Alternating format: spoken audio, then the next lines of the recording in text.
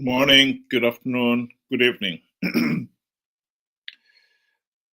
This week, President Emmerson Mnangagwa unveiled his so-called new lender tenure system, in which the regime has now scrapped the offer letters, the 99 lease of the land, and etc., all the other system that it had created, and is replacing them with title deeds. So the people who hold these commercial farms and small holding will have title deeds. The main advantage with the title deeds is that they are transferable, they are bankable. You can go to the bank and get a loan on the basis of the title deed. That land now has serious economic value.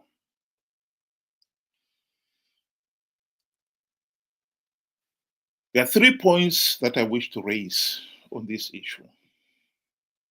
The number one is these people who are now getting title deeds for the land, for the farms, the small holdings, etc. How did they get that land? Did they buy it? Was this allocated? And if so, under what consideration? It's all very well giving people title deeds and allowing them to dispose of those farms and small holdings. We live in a country where we know corruption has been rampant. Most of these people would have got these title deeds because of no other reason than their political connections. We know that the Zanu PF ruling elite, including Mnangagwa himself, are the proud owners of vast tracts of land. Most of the commercial farms that were seized by the regime since 2000 were allocated to the party faithful. And now these individuals were initially given offer letters are now going to be find they've got title deeds.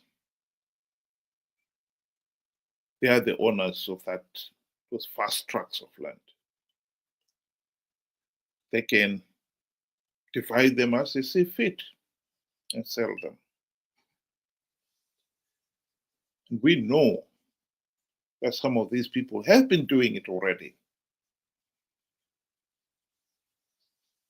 Some of the incredibly rich Zimbabweans out there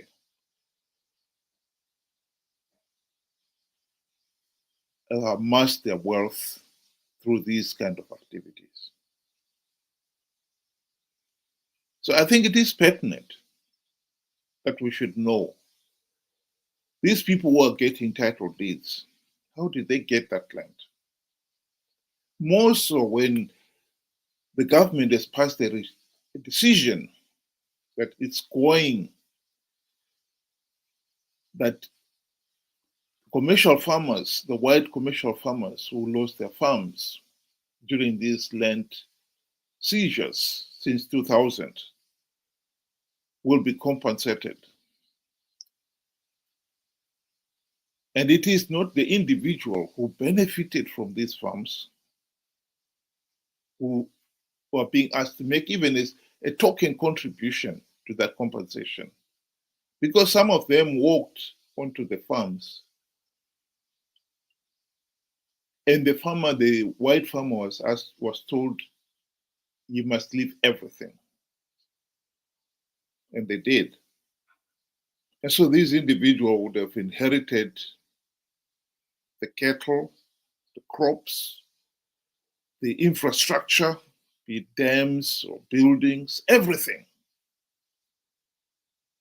It's theirs, for which they didn't pay even a penny. And now these same individuals are now the proud owners of those farms, and they can now dispose of them as they so wish.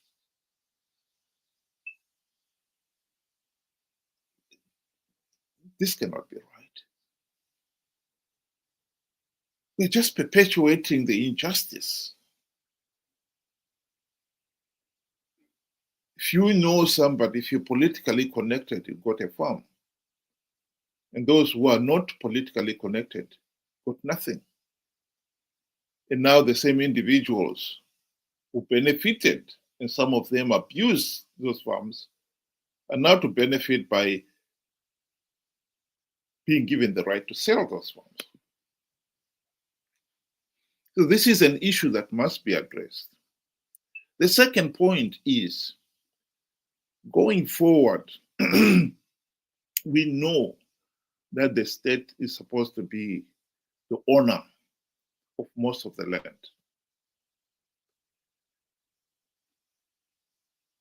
How is the state going to sell land from now on? Are we going to see the same favoritism now, more so now that the individual, when they get the land, they get the title deeds and they can dispose of it? Are we going to see the state selling land at giveaway prices, only to turn around to the person who had acquired the land, selling it at exorbitant prices?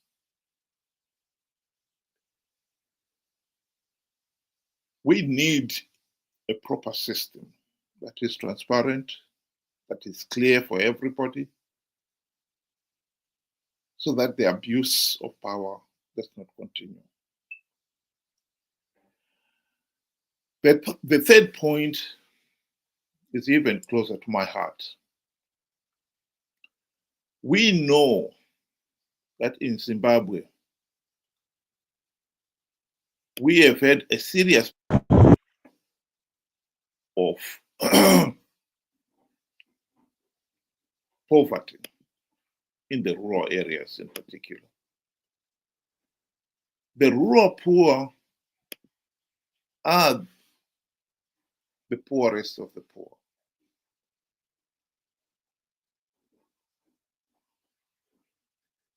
Some people don't know it, but the truth of the matter is, in the so-called rural areas, the tribal trusters, the TTLs,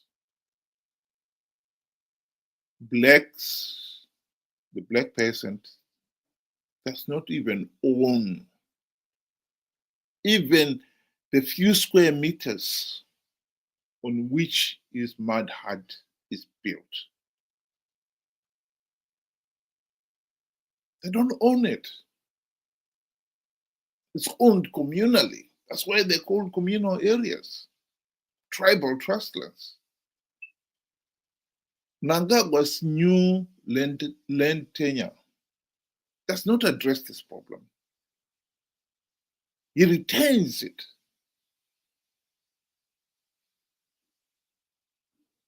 No one owns even a square inch in the rural areas. This has had a serious economic problem. As long as you know you do not own the piece of land, even if you were to build a decent house, you could be told, yes, you own the house, but the yard in that way you build it can be given to somebody else. You cannot sell that house when the person knows the land 2 meters from the structure itself is owned by somebody else. This is what has undermined the people's confidence in building decent structures for themselves, committing themselves to planting fruit trees in their yard, digging wells, etc., etc. Ian Smith was told in the 1970s by an economist and a banker, John Robertson, that he should give title deeds to the rural areas, to the rural folk, even if it be just for the few acre or 1 acre of land on which their house stands. It will give them the confidence to develop that 1 acre. Ian Smith refused to give the title deeds because he reasoned that if you were to give the blacks the land, you give them economic empowerment.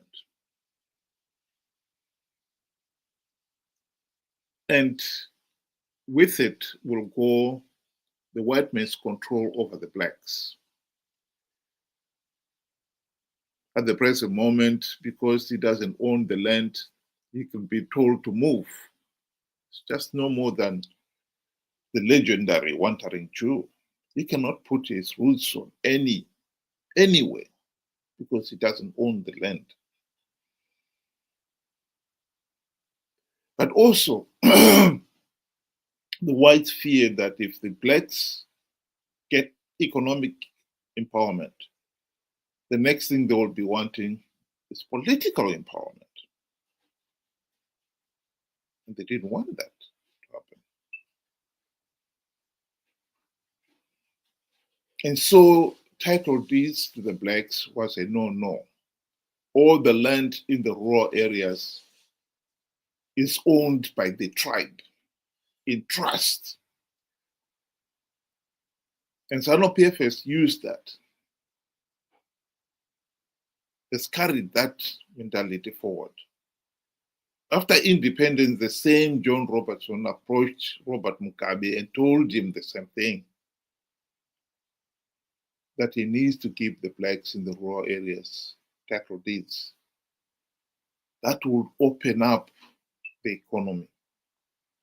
He refused for the same selfish political reasons that Mugabe himself, that Ian Smith earlier had refused. Here is Margaret Longo speaking to that same point. They have wrong priorities, especially the current government. How can you go and build an airport which services a few people, and the majority are the elite and the so-called investors? Look at the rural. I made you come to interview me because I wanted you to have the experience of the roads that we are using. If we go today to our hospital there, you feel pity with that's a hospital in a rural area. If we go to our clinic, you feel pity. We have no piped water here. Do you know the reason why the rural people vote for Zanu PF? One, they're intimidated. Two, the policy is that the rural people should remain poor and subservient to the government. They should remain poor, because if they remain poor, they continue singing the song for their master. This is why these people have been impoverished. It's for a reason. Because the moment, if you economic empower these people, they'll go out of hand. Zanu PF will never have control over them.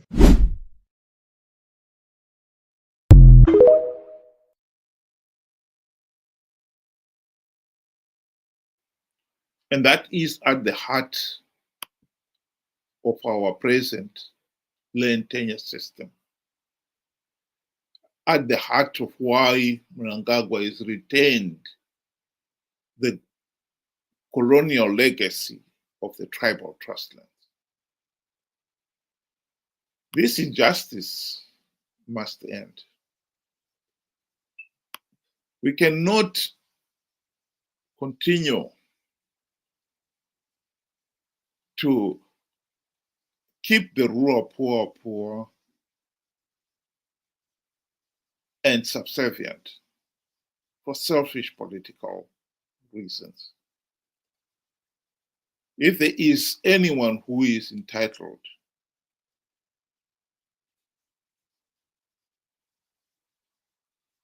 to land, to title deeds to the land, it is the rural poor. They will have no money to buy some of the farms that are being parceled out by the ruling elite. They don't have that kind of money. They have a right to own property as anybody else. And the one property that the rural poor can own is land. Why they cannot even have title deeds to the few square meters of land on which their mud hut is built beggars belief.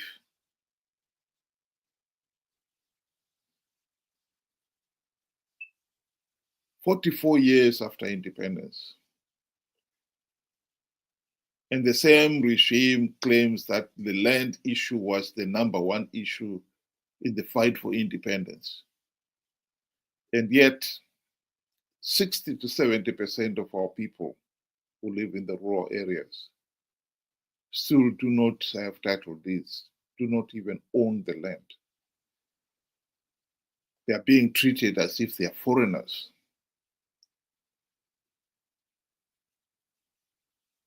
Last elections, we know that soon after the elections, a lot of people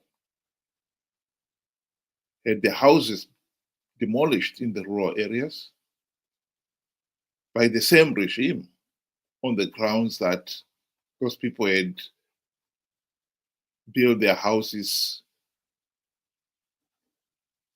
on land, on state land. The rural headmen or chiefs who had allocated them the stands, they were told they had no right to do so. The rural people do not have the right to own even the piece of land on which their mud hut is built. This injustice cannot be allowed to carry on. That is the real big issue here. Thank you very much, those of you able to join, and I hope we'll be able to meet you again at some other time. 6 o'clock UK time, 8 o'clock Zimbabwean time. Have a good day.